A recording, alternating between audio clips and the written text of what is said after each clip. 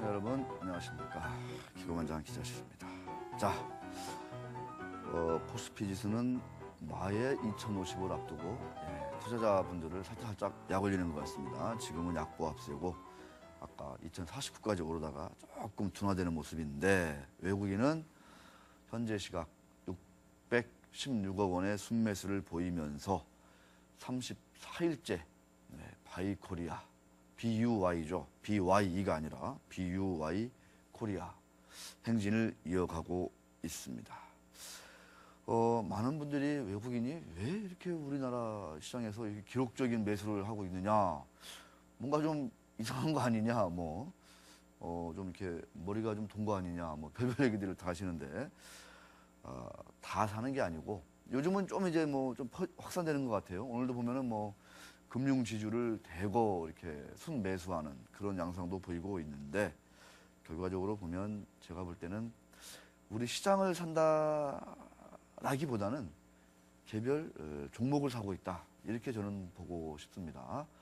절대 외국인이 산다고 해서 내가 들고 있는 주식이 오른다, 이렇게 보면은 큰 오산이다, 이런 말씀을 다시 한번 드리고, 다우지수도 말이에요. 미국이 저성장 국면에서 접어들 때 1000포인트에서 10,000포인트까지 한 2, 3년 새에 날아가 버렸는데, 수천 개 상장사들이 다 간 게 아니고 아름다운 50개 종목만이 갔습니다. 니프티, 피프티. 역시 어제 홍성국 부사장은 양극화라고 이렇게 그런 것들을 분류하는 것은 좀 구시대적인 패러다임이다, 이렇게 말씀도 해주셨는데, 어쨌거나 선택받은 소수의 기업들이 가고 있고, 당연히 선택받은 소수의 투자자들이 자산을 증식할 수 있다, 이런 생각이 들고, 다수가 자산을 증식하기 위해서 어떻게 해야 되냐, 스타계 기고만장 기자실이 1000회까지 하면서 문화도 바꾸고 제도도 바꿔야 된다, 이렇게 부르짖었건만 아직까지 뚜렷한 변화, 개선, 혁신은 나타나고 있지 않은 것 같습니다. 오프닝 잠깐 보겠습니다. 이슈, 역시 오늘의 이슈는 D-1, 하루 앞으로 다가온 미국 연방정부의 디폴트 시한에 대해서 많은 분들이 관심도 많고 걱정도 하고, 또는 설마 디폴트 가겠어 미국이, 이렇게도 보시는 것 같은데, 자, 준비된 그림 보시면서 같이 한번 좀 고민을 해보시죠. 공화당이 약간 여론에서 비난을 받으니까 하원은 공화당이 주도하고 있죠. 자체적으로 독자적으로 표결을 하려고 했는데 중단하고 상원과 또 상원에서 협상을 재개하겠다, 이렇게 지금 돌아서고 있습니다. 그것 때문에 이제 우리 시장이 아까 잠시 좀 이렇게 2049까지 오르는 그런 흐름이 났었고, 이제 자, 그러면 어떤 것들을 봐야 되냐? 외국인들은 왜 계속 사는 걸까? 이런 어떤 그 불안 속에서 파국이 올 거라고 보지는 않는다는 거죠. 그래서 막판까지 줄다리기라든가 이런 것들은 가겠지만, 결국은 좀 한번 파국을 모면하면서 역시 또 미국도 경기 부양도 해야 되고 고용도 늘려야 되고, 그런 와중에 추구 전략을 하는 그런 흐름으로 가지 않을까, 이런 생각이 듭니다. 자, 제가 지난 주말에 가치투자협회에서 주최한 밸류 리더스 클럽, 책을 많이 읽고 재테크, 투자에 대해서 공부하는 아주 열심히 연구하는 분들이 모인 그런 현장에 다녀왔는데, 다녀와서 제가 좀 이렇게 귀한 인터뷰를 좀 몇 개 좀 따와봤습니다. 또 기고만장 기자실 1000회를 맞이해서 한번 어떤 분들이 어떤 말씀들을 해주고 계신지 우리 시청자 여러분들과 한번 공유하고 싶어서, 자, 잠시 인터뷰를 들려드리도록 하겠습니다. 가치 투자를 빼고는 주식 투자를 논하지 마라. 가치 투자의 해법을 찾기 위해 증권사 전문가들과 제야 고수들이 뭉쳤다. 지난 10월 12일 열린 가치 투자자 협회 밸류 리더스. 각계의 내로라 하는 투자자들이 밝히는 가치 투자의 비결은 무엇일까? 투자도 비즈니스로 접근해야 된다고 생각해요. 그리고 또 특히 투자는 이제 워낙 그 복잡하기 때문에 철저하게 학습해야 되고 경험이랑 이제 피드백이 되면서 실력이 업그레이드 시킬 수 있도록 그런 과정을 밟아야 이제 역량이 형성이 되기 때문에 공부해야죠, 한마디로. 100세 시대 가치 투자만한 재테크는 없다. 제가 생각하는 건 직장인은 반드시 주식 투자를 해야 된다.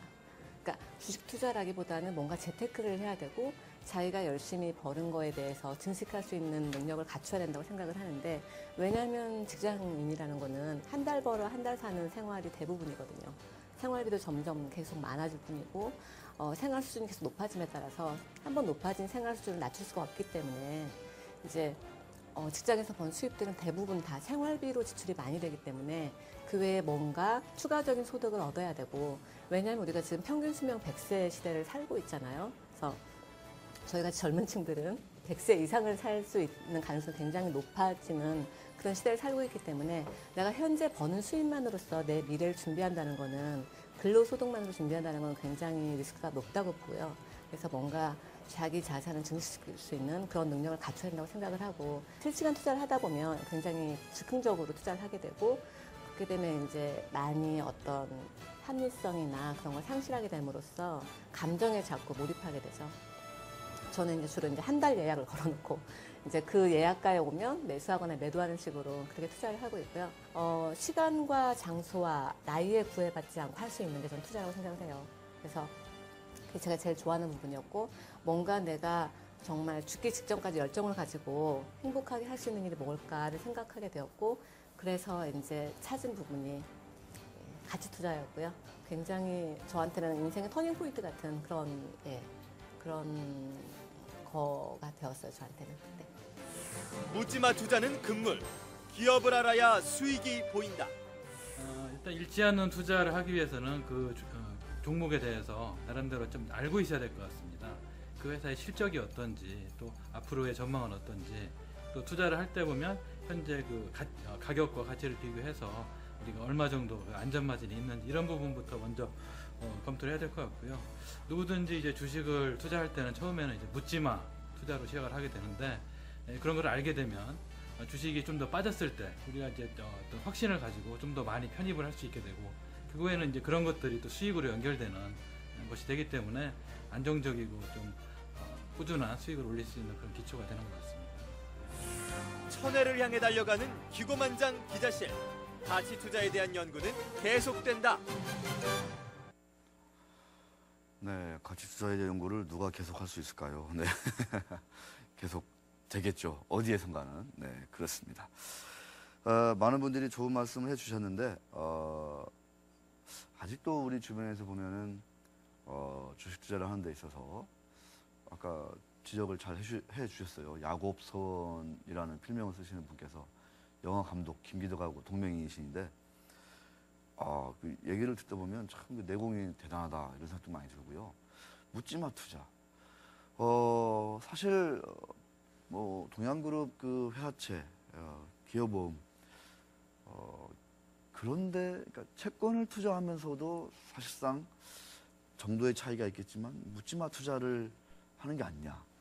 탐욕에 사로잡혀가지고 뭔가 그 위험을 따지지 않고 뭔가 한 방향으로만 쏠려서 판단을 내리는 이런 참 그 불안불안한 그 투자를 하시는 분들이 여전히 많다 이런 생각이 들고, 기고만장 기자실이 이제 내일 모레면 천회입니다. 오늘이 이제 998회인데 1000회 이후 또 다른 뭐 내용들이 많이 채워지겠지만 결국 일관되게 말씀드리는 거는 좀 안정적이면서 뭔가 미래에 대해서 희망을 얘기할 수 있는 그런 그 재테크, 고민, 뭐 연구, 공부 뭐 이런 것들을 좀 해보자, 해야 된다 이렇게 주장을 하신 거고 하고 있는 거고, 네, 한 거고, 네, 과거, 현재, 미래 앞으로도 이제 이어진다면 할 거고, 물론 이제 무슨 소리냐, 뭐 그냥 화끈하게 질러야지 이렇게 주장하시는 분도 있을 것 같고, 뭐 다양한 생각이 있을 것 같은데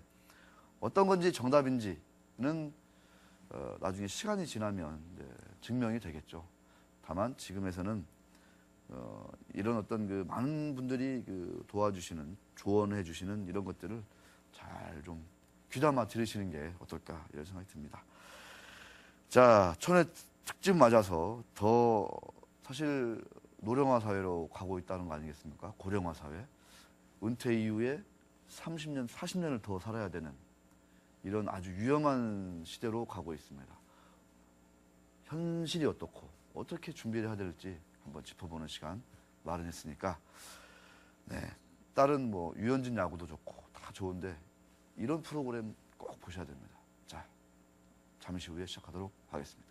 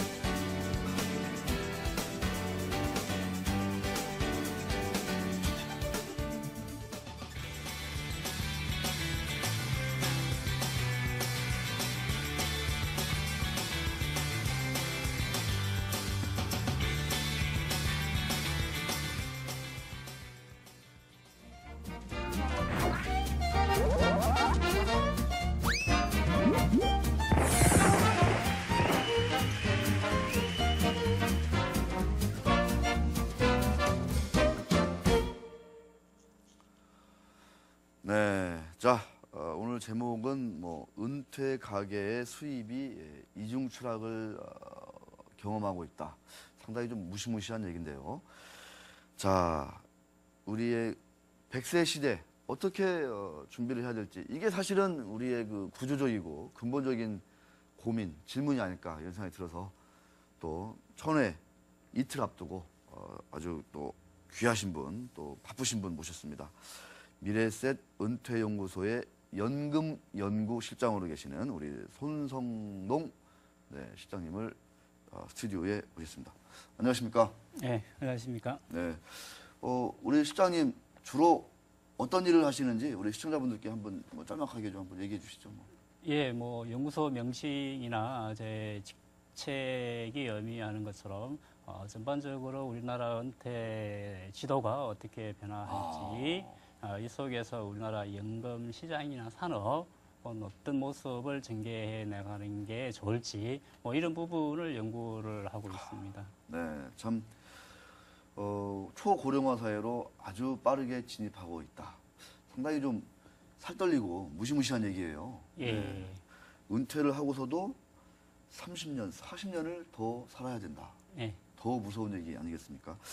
자, 베이비 부모 세대의 은퇴와 더불어서 우리 사회가 급속하게 이제 고령화 사회로 진입하고 있고 이에 따라서 뭐 연금이 온갖 많은 그 은퇴하시는 분들, 퇴직하시는 분들의 주요 뭐 관심 사항이 되고 있고, 자, 우리 사회의 어떤 그 고령화 현황, 그 다음에 이 연금이 어떤 그 차지하는 은퇴 이후에 어떤 그 소득에 차지하는 비중 어떻게 좀 그 현실이 이렇게 진행되고 있는지 일단 한번 좀 진단 좀 해주시죠.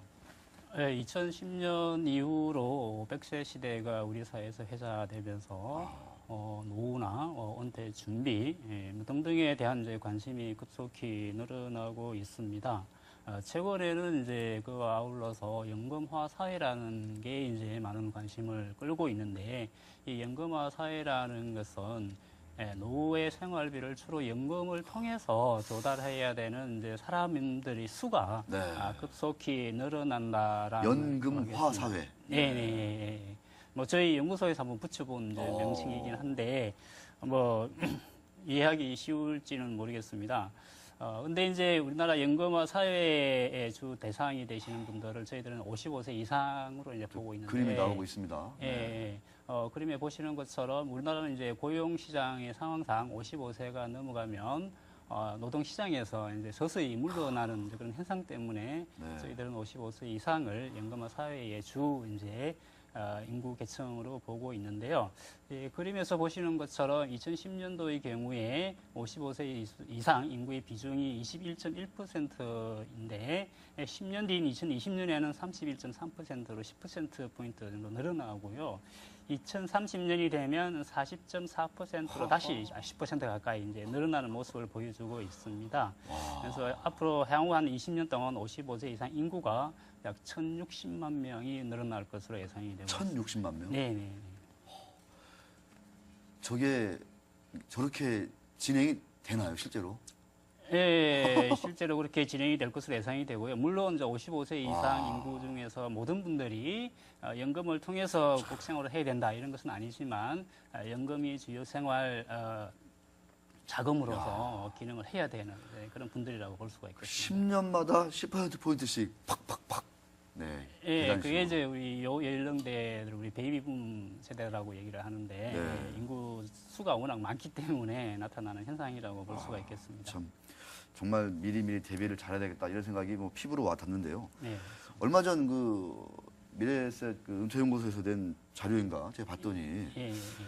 도시 거주 은퇴자 가구의 경우 그 어떤 그 제가 볼 때 소득을 말씀하시는 것 같은데 그 이중 추락을 경험한다. 그 은퇴자 가구에서 이중 추락을 경험한다.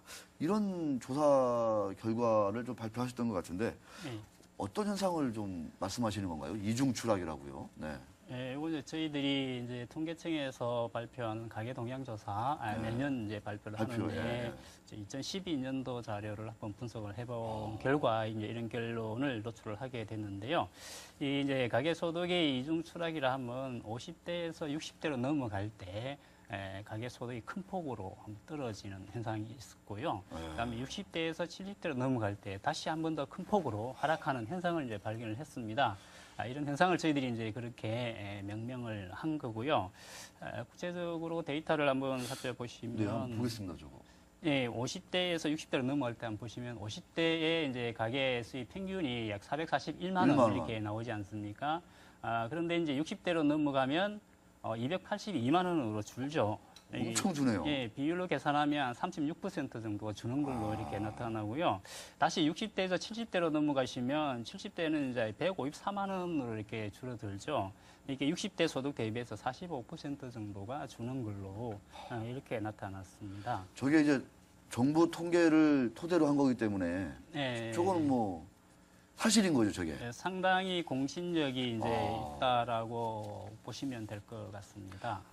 저런 그 50대에서 60대로 넘어갈 때 또는 60대에서 70대로 넘어갈 때 소득이 그냥 어마어마하게 현격하게 줄어드는데 예. 좀 구조적인 이유가 있을까요? 당연히 좀 은퇴를 한다 이런 것도 일단 뭐 이유가 될 거다 이런 생각이 드는데 예. 뭐 당연히 이제 네. 이유가 없는 결과는 이제 없을 텐데요. 50대에서 60대로 넘어갈 때 소득이 크게 주는 가장 근본적인 원인을 저희들이 살펴본 결과로는 고용의 질이 큰 폭으로 떨어져서 나타나는 현상으로 그렇게 저희들은 이제 이해를 하고 있습니다. 네. 저기 또 뭐 그림이 준비가 되셨는지는 모르겠는데 네. 그림이 잘 준비되어 있을 겁니다. 고용의 질이 나빠지고 있다. 예, 고용의 질이 나빠지고 있다라는 의미는 뭐 잘 아시다시피 이제 그림에 이제 나오시는 것처럼 50대의 경우를 보면 상용 근로자의 비중이 38%고 전체 고용률은 이제 89% 취업률이 이 중에서 38%가 상용 근로자이고 자영업자가 20%, 고용주가 8%. 밑에 이 세 개가 어떻게 보면 이제 고용이 상당히 좀 안정적인, 상대적으로 안정적인 이제 그런 직인데 꽤 이제 높은 비중을 차지하고 있죠. 근데 이게 60대로 넘어가면 상용 근로자의 비중은 15%로 반 이상 이제 줄어들게 되고요. 자영업자 비중도 이제 15%로 조금 줄고 고용주 비중도 이제 4%로 좀 줄게 됩니다. 이처럼 이제 고용의 질이 50대에 비해서 크게 악화된 게 50대에 비해서 60대 들어서 소득이 큰 폭으로 하락하는 가장 큰 원인으로 보여지고요. 60대에서 70대로 넘어가게 되면 60대는 여전히 이제 취업률이 63%로 네. 꽤 높은 편인데 70대로 넘어가면 이 취업률이 29%로 크게 줍니다. 고용의 질을 떠나서 아예 일자리가 고용률 자체가 이제 큰 폭으로 줄기 때문에 그에 따라서 소득도 큰 폭으로 떨어진 것으로 그렇게 이해를 할 수가 있겠습니다. 참 저런 거 보면은 그런데 아까도 말씀하셨지만 저런 60대, 70대 비중은 갈수록 팍팍 늘어나는 거 아니에요, 그죠? 그렇습니다. 예. 사람의 차지하는 숫자는 늘어나는데 비율은 확 떨어지고 그러니까 얼마나 많은 분들이 일자리를 잃거나 예. 뭐 고용 없이 70세, 80세, 90세를 살아야 되는지 뭐 흔히 우리가 저 나이 들수록 좀 이렇게 경제적인 여유가 필요하다. 뭐 나이 예. 들어서 궁핍하면 정말 뭐 비참하다 이런 얘기들을 많이 하는데요. 맞습니다. 그런데 이런 그 나이가 들면서 저렇게 수입이 이중으로 추락하는 현상과 더불어서 양극화가 더 심해지고 있다. 예. 이 얘기는 또 뭐예요?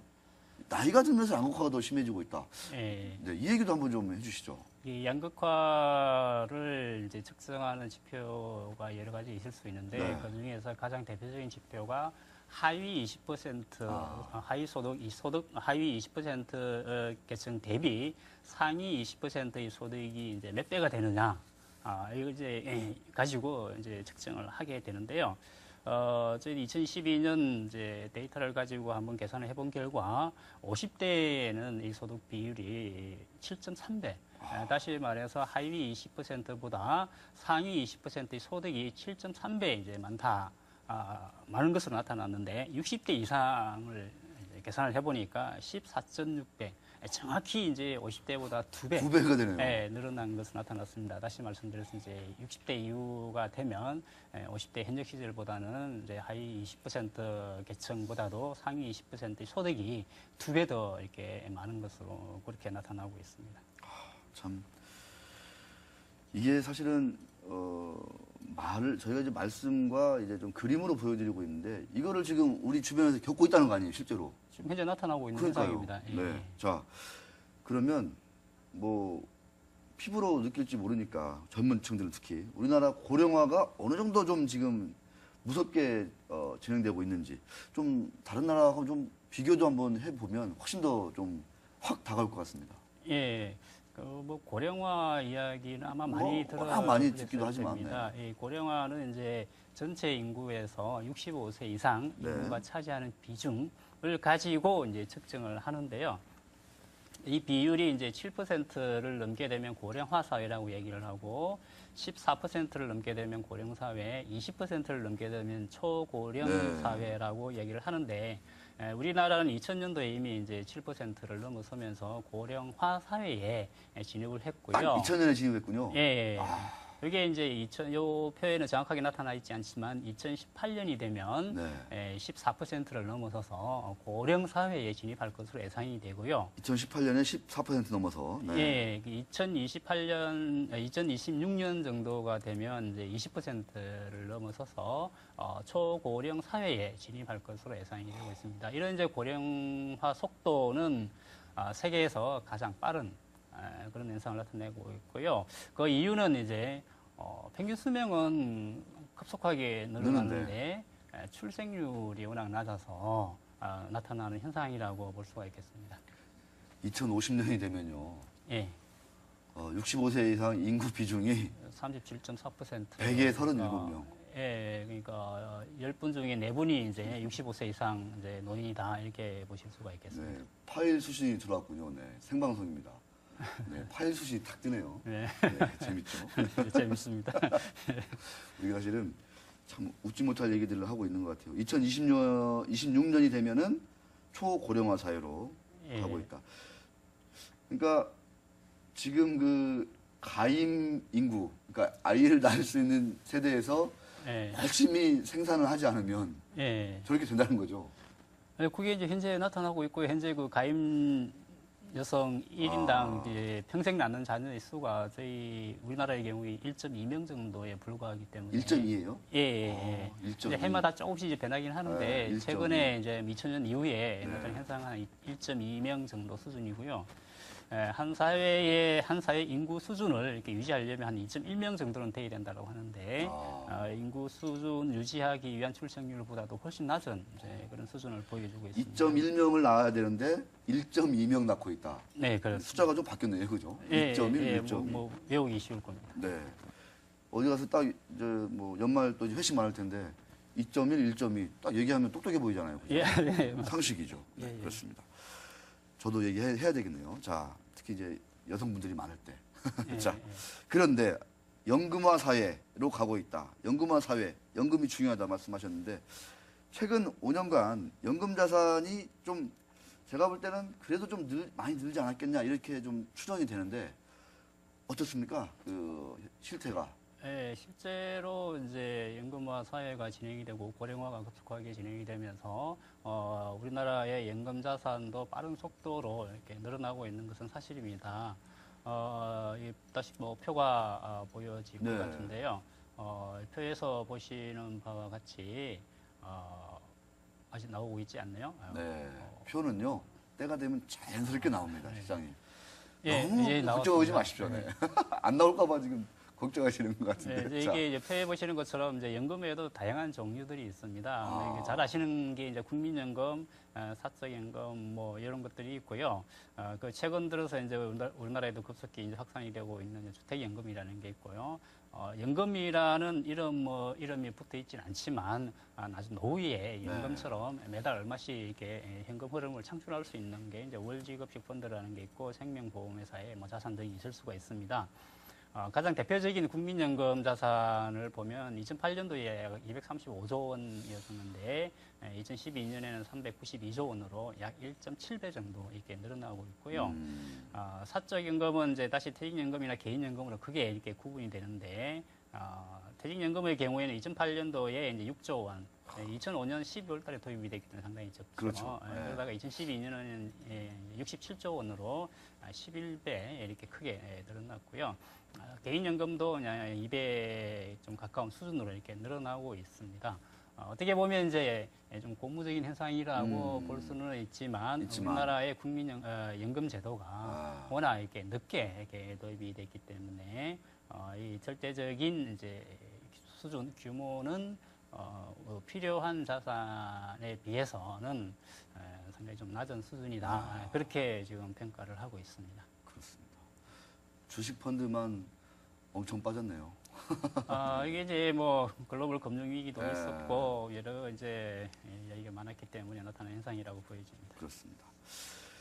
그 미국이나 일본 같은 경우에 보면은 그 연금을 미리미리 잘 뭐 들고 있다 이런 얘기들을 우리가 많이 좀 접하지 않습니까? 예. 실제로 그 은퇴 관련한 그 자산 비중이 얼마나 좀 이렇게 높은 건지 한번 좀 그것도 한번 좀 짚어주시면 네 아주 유익할 것 같습니다. 그 전에 이제 저희들이 앞에서 뭐 이중 추락 이런 이제 이야기를 말씀을 드렸는데 그런 것을 보면서 아마 느끼신 분들도 계실 텐데 참 노후가 불안하다. 노후에는 뭘 하고 먹고 사나 이제 이런 걱정들을 많이 하실 텐데 유럽이나 뭐 선진국을 가서 한번 이렇게 그 사회 분위기를 느껴보시면 이 노인분들이 크게 먹고 사는 거에 대해서는 큰 걱정 없는 그런 현상들을 볼 수가 있는데 가장 큰 이유는 연금 자산이 빵빵하게 이렇게 준비가 되어 있기 때문에 나타나는 현상이라고 볼 수가 있습니다. 그 잠깐 그러면 이제 미국이랑 그러니까 유럽 같은 데 가면요. 그 골목을 다니시면서 이렇게 폐휴지를 줍는 분들을 좀 찾아보기 좀 어려운가요, 실제로? 제가 좀 최근에 해외에 나가본 지가 좀 오래돼서. 뭐 전혀 없다라고 볼 수는 없지만 어느 없겠죠. 사회든 이제 있겠죠, 당연히. 빈곤층은 존재를 하기 때문에 근데 제가 이제 유럽을 최근에 갔다 왔을 때는 뭐 제가 그런 곳을 안 다녀서 그런지는 모르지만 그런 모습을 본 적은 없고요. 오히려 노인분들이 단체로 이렇게 여행을 다니는 그런 모습들을 많이 이제 지켜봤습니다. 근데 연금이 잘 준비되어 있기 때문이다. 예, 그렇습니다. 한번 좀 그림을 보시면서 한번 좀 설명해 주시죠. 예. 먼저 한번 미국을 보면 이제 이 도표가 미국에. 이쁘게 이렇게 나와 있는데 연금 자산이라고 할 수 있는 게 제일 큰 비중을 차지하고 있는 이제 39%, 34% 이걸 두 개 합친 게 연금 자산이라고 볼 수가 있습니다. 전체 자산에서 차지하는 비중이 거의 뭐 70 몇 퍼센트, 3%. 그러니까 자기 자산에서 차지하는 비중이 저렇게 되는 거예요? 예, 시장에서 차지하는 비중들이 이렇게 나옵니다. 예. 대단하군요. 예. 이게 이제 금융회사들이 이제 보유하고 있는 자산들이라고 보면 자산들. 되는데 그 중에서 이렇게 연금 자산 비중이 있다는 거죠. 그만큼 이제 미국 국민들은 이제 금융기관을 활용을 많이 하는데 주로 이제 연금 펀드를 준다. 연금을 활용하기 위해서 금융기관을 많이 활용한다. 이렇게 뭐 보셔도 무방할 것 같습니다. 73%. 예. 그러니까 뭐 주식형 펀드든 무슨 뭐 그 어떤 상품이든 간에 소비자들이 고객들이 금융회사를 찾아가서 투자를 할 때는 100에 73이 다 연금 관련한 상품이다. 예, 그렇고요. 그리고 미국 같은 경우에는 이제 주식 투자를 하더라도 우리나라처럼 뭐 직접 뭐 주식을 투자한다라거나 이런 비중은 극히 낮고요. 대부분의 분들이 연금 펀드를 통해서 주식에 간접 투자하는 이제 그런 형태를 보입니다. 그래서 최초의 주식을 투자하는 경우에도 직접 제가 뭐 삼성전자 주식을 선택을 해서 거기에 투자를 하는 경우보다는 연금 펀드를 통해서 연금 펀드에서 제공하는 여러 가지 이제 주식 뭐 종목들이 있을 텐데 그렇게 간접적으로 주식에 투자하는 형태를 보여주고 있습니다. 참 우리하고는 좀 사정이 좀 많이 좀 다른 걸로 봐야 되겠죠? 많이 다르죠. 우리나라의 경우에는 이제 연금 자산이 뭐 앞에서 말씀드렸듯이 빠른 속도로 증가하고는 있는데 있지만 이 연금 자산을 통해서 뭐 주식과 같은 자본 시장에 이렇게 투자되는 비중은 아주 낮습니다. 퇴직연금이 아까 11배 이상이 급속히 늘어났다고 말씀을 드렸는데 그 중에서 뭐 이렇게 자본 시장으로 흘러 들어가는 자금은 뭐 한 자리 숫자, 아주 낮은 한 자리 숫자 이렇게 한 자리 숫자예요. 퇴직연금. 예. 큰일이군요, 큰일. 그래서 이게 이제 뭐 무조건 문제다라고 말씀드리기는 어렵지만 이게 이제 자본시장을 활용하는 그런 정도가 낮다는 것은 기대 수익을 높게 가져가기가 힘들기 때문에 노후 자산을 불리는데 좀 한계가 있다. 이런 말씀을 드릴 수가 있겠습니다. 참 귀에 쏙쏙 들어오는 말씀이십니다. 자, 향후 은퇴 가계 수입 아까 이중 추락을 겪는다고 말씀드렸죠. 60대, 70대. 또 양극화라는 또 이중고를 겪고 있는 상황인데, 자, 이런 거를 극복하기 위해서 내가 진짜 비참한 최하위 층 속에 살면서 뭐 노후를 보내지 않기 위해서 어떤 대비책을 좀 우리가 마련해야 될지 우리 실장님의 좀 한번 고언을 좀 부탁드리겠습니다. 예, 아까 앞에서도 잠시 말씀드렸지만 현재 우리 60대, 70대도 여전히 많은 분들이 이제 노동 현장에서 열심히 이제 일을 하고 있죠. 근데 다만 이제 고용의 질이 안 좋다라거나 70대가 넘어가면 이제 그 고용률 자체도 큰 폭으로 떨어지는 게 이제 문제다라고 말씀을 드렸는데 지금처럼 이렇게 노후 준비가 좀 덜 된 상황에서는 결국 이제 일을 더 하는 방법이 이제 최선이다. 이제 이렇게 제가 말씀을 드리면 아니 뭐 지금까지 열심히 일을 했는데 뭐 늙어서도 계속 일을 해야 되느냐 이제 이런 이제 이렇게 말씀하시는 분들이 많습니다. 그런데 오랫동안 일을 한다는 것은 경제적으로 도움이 되는 부분도 있지만 건강을 유지하는 측면에서도 상당히 소중한 거기 때문에 일을 계속 해야 되는 것에 대해서 거부감을 가질 것이 아니라 보다 적극적으로 나는 더 오래 일을 하겠다라는 이제 긍정적인 마인드가 일단 필요할 것 같고요. 그런 점에서 최근에 이제 정년이 60세로 연장이 되면서 법제화된 부분은 상당히 바람직한 측면이 있는데 문제는 이제 60대 이후까지도 이런 이제 일자리들이 특히 양질의 일자리들이 좀 많이 제공이 돼야 되는데 그러기 위해서는 이제 정부나 기업이나 또는 개인 모두 상당히 많은 노력을 앞으로 기울여야 될 것으로 보여지고요. 그래서 한마디로 말씀을 드리면 보다 더 오래 일을 할 수 있도록 사회나 개인이나 노력을 해야 되겠다 이런 말씀을 드릴 수가 있을 것 같고요.